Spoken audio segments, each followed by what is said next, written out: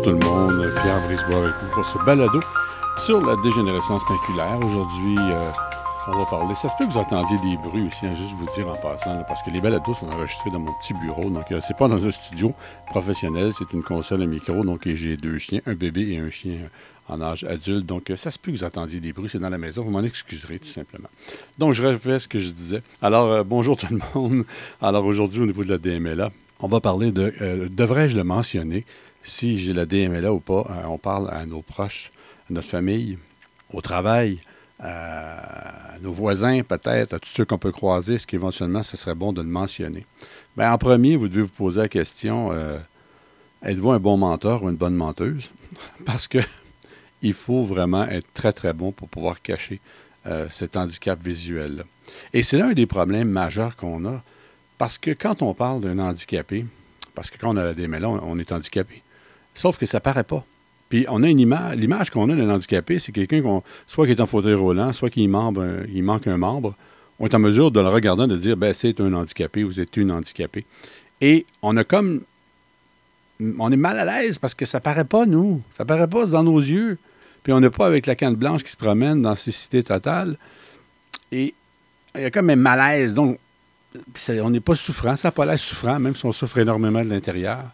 Ça n'a pas l'air souffrant. Donc, on est comme un malaise d'en parler, puis on a une pression sur les épaules, on dit, mais voyons donc, on ne peut pas dire que tu es handicapé, que tu es capable de marcher, ou tu es capable d'écrire, ou tu es capable de... oui, mais on est handicapé. Donc, est-ce qu'on devrait le mentionner? À la maison, je vous donne un exemple. Là. Si vous ne l'avez pas mentionné à la maison, il y a des gros problèmes.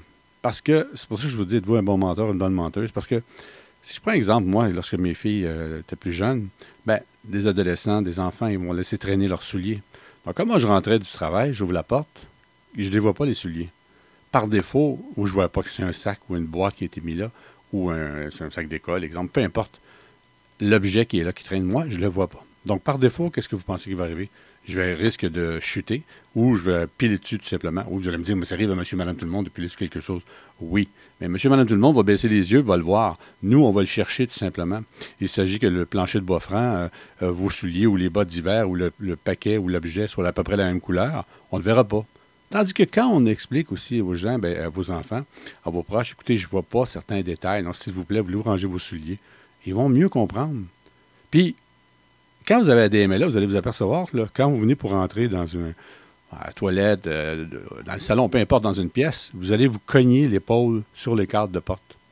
Vous allez mal calculer par défaut votre dimension, la perspective. Vous allez voir, c'est quelque chose qui arrive régulièrement. Et c'est pas arrivé à vous encore, ben, tant mieux. Mais c'est des choses qui arrivent.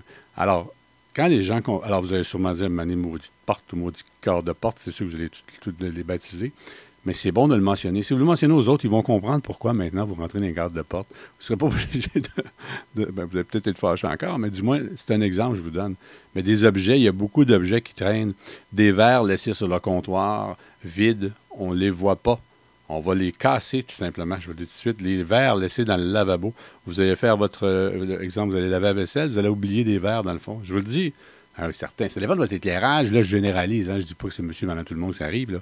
Tous ceux qui ont un DMLA à 100%, mais ben, je ne sais pas de statistiques, mais quand même par expérience, pour ceux que j'ai pu côtoyer qui ont la DMLA, c'est des choses qui arrivent. Bref, quand vous expliquez ça aux gens, à votre proche, que j'ai un problème de vision, ça ne paraît pas, j'ai un handicap visuel, il ne faut pas avoir peur de le dire le mot, et je vais avoir besoin d'aide ou avoir une meilleure compréhension de vous. Et vous allez voir, tout ça va changer, ça vous enlève du poids sur les épaules.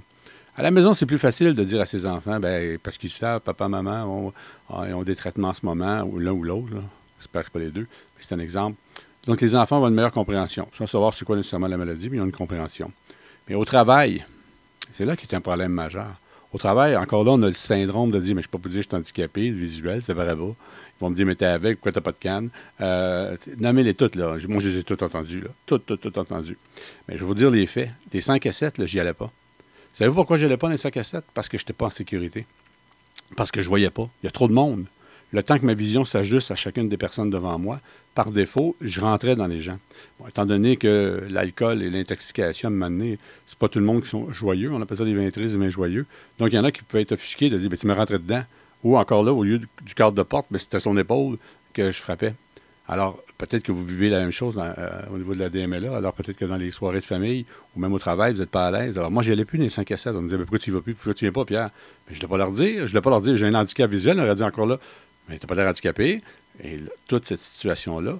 Dans les corridors, lorsque je partais pour aller, exemple, dîner, bien, je longeais les corridors. Parce que moi, avec ma vision distorsionnée ou qu'est-ce qui me manquait au niveau de ma vision, mon incertitude que ça créait, ça fait que je ne pouvais pas être dans le milieu du corridor. J'avais pas mes béquilles chaque côté des murs pour me tenir indirectement. C'est-à-dire que lorsque je longeais le corridor, je longeais les murs, tout simplement. Quand je marchais, c'est plus facile pour moi. Pourtant, je vois, là, mais c'est plus facile pour moi de longer un mur parce que je sais qu'une de mes mains peut me servir, peut toucher le mur comme référence pour savoir ce que je m'en vais. Même si je vois. Parce que les obstacles, comme je vous dis, je ne les verrai pas nécessairement. Alors, ça va être plus facile. Donc, je longeais les murs. Souvent, les gens me disaient, mais pourquoi tu longes tout le temps les murs? Je leur disais, je sais pas, j'ai pas remarqué. Je te mentais. Moi qui n'ai pas bon menteur. Dans l'ascenseur, oubliez ça, là. Là, je laissais personne peser en premier à l'heure du midi en bas parce que là, j'avais une référence, le bouton allumait. Si je sais que le bouton, il s'en allait, exemple, il partait avec leur lunch, bien, je savais qu'elle allait au rez-de-chaussée. Donc, quand il pesait rez-de-chaussée, là, je le voyais, le RC allumé. Là, pas allumé, je le voyais pas. Donc là, j'avais une idée, si je voulais là, je savais que ce bouton-là était là. Donc, je savais que lui au-dessus, exemple, j'apprenais, c'était le 3, c'était le 2. Donc, sans nécessairement les regarder, j'avais une idée que je pesais sur le bon. Mais ça m'est arrivé de peser au 3 alors que je voulais aller au 5. Ça m'est arrivé régulièrement. Bon, et l'autre problème qu'il y avait aussi, c'est que c'était un énorme poids sur mes épaules. Parce que vous devez comprendre que lorsque vous travaillez, l'employeur vous fournit l'équipement, que ce soit un bureau, que ce soit un ordinateur, un téléphone, peu importe ce qu'il vous fournit comme équipement de travail. C'est comme monsieur, madame, tout le monde. Ça veut dire que si tout le monde a un moniteur 14 pouces, tout le monde a un moniteur 14 pouces. Si c'est un ordinateur portable de 15 pouces, tout le monde a un 15 pouces. S'il vous donne une tablette, tout le monde a la même tablette. Mais ça, c'est pas adapté à votre vision. C'est pas adapté à notre vision qu'on a à DMLA. Donc, le fait qu'on ne le mentionne pas, bien, on n'a pas d'outils. On ne le mentionne pas parce qu'on est gêné de dire qu'on a un handicap qui ne paraît pas. Mais à l'intérieur, on a un handicap majeur et il faut le mentionner. Donc, voyez-vous tous les problèmes que ça amène sur nos épaules? Ça veut dire qu'on part pour aller travailler, on a de l'air de gros sourire, mais quand on rentre dans notre bureau, on rentre dans notre cubicule, on s'aperçoit qu'il nous manque plein d'affaires. Plein d'affaires. Parce qu'à la maison, c'est équipé. À la maison, c'est pris un plus gros ordinateur. On s'est donné des trucs. On a mis un clavier peut-être avec des contrastes. On a mis un clavier rétroéclairé. On a pris une souris de couleur pour la trouver plus facilement au lieu de noir sur noir. Ça, on s'est donné des trucs indirectement. Mais au travail, là, il y a un gros problème. Donc, c'est un énorme poids sur les épaules. Puis, il faut le mentionner. Je sais ce que je vous dis parce que je l'ai vécu. Moi, je ne disais à personne que j'avais un handicap. Et un problème majeur qui est arrivé, j'étais directeur vente et marketing, et j'étais dans une conférence à Québec où est-ce que j'expliquais des chiffres, la projection annuelle qui venait. Et il y avait une quarantaine, mais plus que ça, mais je vous dis une quarantaine de directeurs dans la salle qui représentaient tous des équipes. Donc, il n'avait pas le choix d'écouter de qu'est-ce que je mentionnais pour pouvoir... Donnez-moi 30 secondes. Mon chien là, il fallait que je ferme la fenêtre, voilà. Donc, ces directeurs-là étaient tous... Ils m'écoutaient, là. Et là, je faisais la présentation, mais moi, la présentation sur PowerPoint, vous savez, c'est le logiciel de Microsoft Office, PowerPoint. Donc, je faisais la présentation, mais l'écran à Québec, la manière qu'il avait placé, elle était à ma gauche.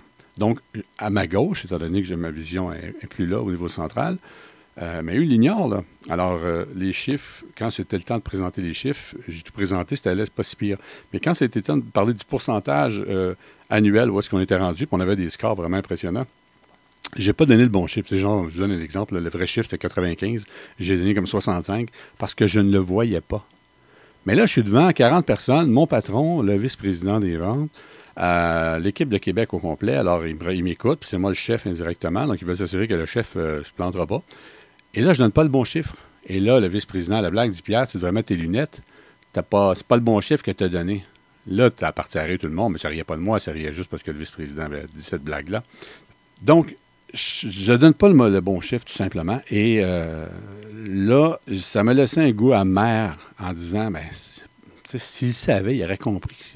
Il aurait peut-être eu une attention en disant, bien, tu vas mettre un écran différemment, es-tu correct pour ta vision? Oui, Pierre. Mais il ne savait pas. Donc, ça a fait en sorte qu'à la fin de la rencontre, j'ai approché mon patron et je lui ai dit, écoute, je n'apparais pas, mais j'ai un handicap visuel, donc j'ai un problème. Je suis quand même fonctionnel, alors j'ai une cécité fonctionnelle, mais j'ai un problème au niveau de la vision centrale. Ça a fait toute la différence. Parce que les semaines qui ont suivi, j'ai eu un plus gros moniteur. Ils comprenaient ma situation. Ils comprenaient le fait que j'y allais plus maintenant dans les 5 à 7. C'est normal parce que je ne voyais pas.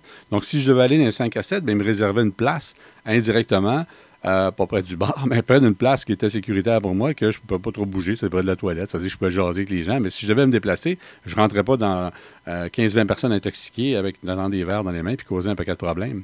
Donc, il y a une meilleure compréhension de tous. Donc, et ça libère l'épaule. Quand j'ai mentionné, après plusieurs années de travail, que j'avais cette maladie de l'œil, laissez-moi vous dire, ça m'a vraiment libéré une grosse pression, un gros poids sur les épaules. Quand je rentrais dans l'ascenseur, les gens comprenaient que je cherchais les boutons. Et ils me donnaient un coup de main. Attends, je vais t'aider, Pierre. Attends, je vais te peser sur tel bouton. Ça fait toute la différence dans notre quotidien. Les enfants, bien, ils vont faire la différence. Si vous avez des petits-enfants et vos enfants qui viennent vous visiter, si vous êtes aîné, bien, peut-être qu'à Noël, ils vont vous donner des cadeaux qui vont en lien avec votre vision. Une loupe, des ustensiles de couleur, tout ce qui va, vous allez voir, ça va faciliter votre vie. Mais s'ils ne le savent pas, malheureusement, il y a des problèmes. Puis c'est sûr, il y a beaucoup d'aînés qui n'osent pas le dire, qui ont une maladie de l'œil, qui ont un handicap visuel, de peur de perdre leur autonomie. Puis je les comprends. Mais dites-vous qu'il y a tellement d'aides aujourd'hui qu'on peut avoir, de l'Institut Nazareth Louis Braille, MAB Mackay, l'Institut de l'œil à Québec, il y a plusieurs selon votre région. Pour ces gens-là vont venir chez vous pour regarder votre environnement, pour essayer de vous donner les trucs le plus possible pour vous mettre autonome. C'est ça que l'idée. L'idée n'est pas de... Alors, les aînés, souvent, ont peur de mentionner qu'ils ont une maladie de l'œil, mais il ne faut pas avoir peur de le mentionner. Et puis, tout simplement, demander de l'aide. Et ça existe. Au niveau du CLSC, ils vont y aller tout simplement. Ils font des visites habituellement, mais là, sachant que vous avez une maladie de l'œil, bien, peut-être que le pilulier, ils vont mettre différemment. Peut-être que là, ils vont, lorsqu'ils viennent, la personne vient vous donner un coup de main pour votre épicerie ou placer l'épicerie ou faire des tâches ménagères, bien, ils vont penser, ils vont savoir que vous avez une maladie de l'œil. Alors, il ne faut pas avoir peur de le mentionner. C'est ce que je constate. En tout cas, moi, ça m'a libéré. Puis j'espère que ce balado-là va vous faire réfléchir de mentionner que vous avez la DMLA si vous l'avez. Et il ne faut pas hésiter à le dire, tout simplement. Voilà, donc on se retrouve dans un autre balado. Merci tout le monde.